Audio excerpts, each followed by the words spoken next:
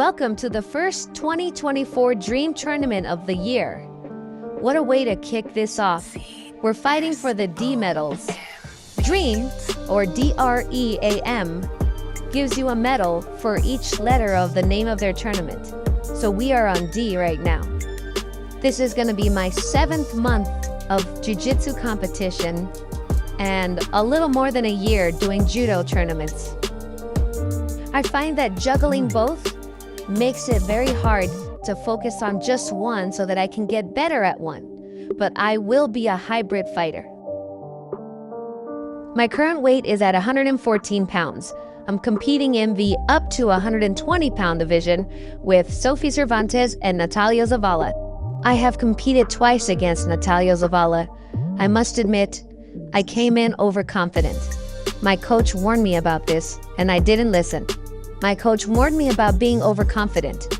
He told me that even though I've beaten her in the past, it doesn't mean that the fight will go my way if I'm not prepared. This game is not just physical, but it's mental. I went way overconfident. By the time my gears finally started kicking in, I was way behind in points. There's no way for me to catch up against a player like her. Man, this is the last time I underestimate anybody. My coach was right, and it costed me the match. This match against Sophie, I came in a little too cautious.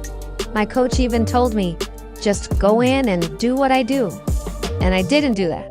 First match, I was overconfident. This match, I was overthinking and too cautious. I know my coach is going to give me the business as soon as I get off the mat. Sophie Cervantes ended up winning the match and the division. But this isn't the end of my story. There's another story to tell. We received an email from the Dream Tournament asking if we would move up in weight or have the heavier opponent come down to our division to compete. Hold on, homegirl. Let me jump in this. I know the whole situation. Basically, in VANESSA's bracket, none of the girls agreed to the terms. SHELBY KERNS, who was the heavier fighter, didn't have anyone in her division, so she wanted to come down. But guess what happened? VANESSA, the assassin brayer, agreed to whatever terms. Since the other two girls didn't want her to come down or them to move up, VANESSA said, you know what, I'll just move up to her weight and we will fight. I don't know if I'll win, but I definitely will fight. Let's do it. Coach Joel gave VANESSA a very deep pep talk. I think it worked because she's more focused and I think those gears are kicking in.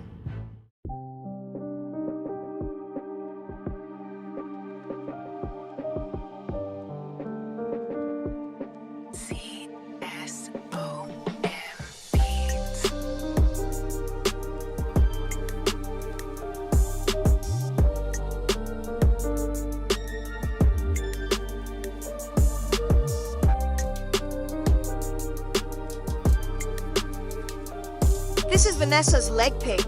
She's really good at it. But the referee said this is not 2 points because the fighter was pulling guard. There was no pulling guard. That was an ankle pick, 2 points. And of course we would never disrespect or yell or be inappropriate at any tournament. That's not what we do. But we can always review it after. When an athlete has a grip on the opponent's pants and the opponent pulls guard, the athlete will receive 2 points for the takedown if they stabilize the top position on the ground for 3 seconds. As you can see, she already reached for the leg. There was no guard pull attempt. The only reason she fell was because VANESSA bumped and pulled. An athlete who initiates a takedown before the opponent initiates the guard pull will be awarded 2 points for the takedown. VANESSA is the one who dictated the whole sequence. The pull, the off balance, the leg exposure, and the takedown. Also, she was getting kicked. Referee didn't say anything. I mean, she's right there above the action for everything. The rest of this match was just VANESSA dominating the space. The other fighter even got to rest a little bit. We can see the frustration in her face. Her coach was signaling her to lay down, but she was tired. You can see by her finger telling the coach to wait.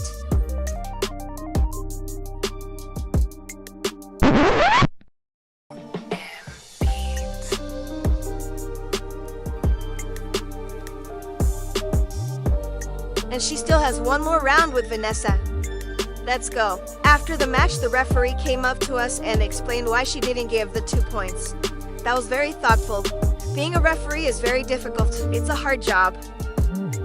For round 2, I told Vanessa to go for that ankle pick again and to watch her face, watch her eyeballs, watch the scratching from her opponent. Do you notice how Vanessa seems to glide through on the mat while her opponent is 2 steps behind? That's because Vanessa has good footwork. Vanessa was able to use basic judo footwork to actually get into her opponent's defenses and take her down. Having good footwork is important because you can stay 1 to 3 steps ahead of your opponent while your opponent looks like they're walking on mud. And again, Vanessa's opponent is grabbing the face, which can cause an eye injury. Let's look at it from another angle.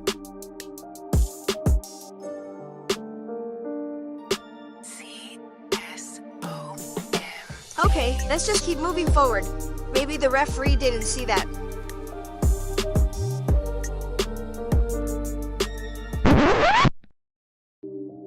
Hey, you're grabbing the face! You can't grab the face and her eyes! You can't grab the eyeballs! At this point, I'm yelling, "Time to end it! Let's go!" I see Vanessa is setting up for her cookie cutter. It's time to end this.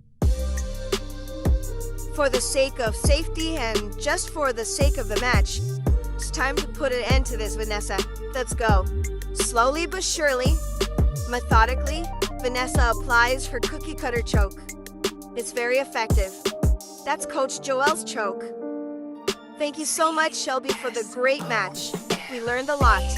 We know you weren't touching the eyes on purpose. It's just frustration and things happen. It's all good. More tournament footage to come. And I promise you, whether we win or lose, we'll still post up for learning purposes. Duels often bring out emotions that can otherwise be kept at bay. A fight, even if a playful fight, is still a fight. It is a dance between life and death. We are all given unique gifts and challenges, and it just so happens that yours are one and the same. Your connection with the Force is both powerful and hard to control, but it is not insurmountable. Mastering yourself is the work of a lifetime. Great words of wisdom, Master Jedi. Now please follow us, subscribe to our channel. We shall see you guys at the next tournament.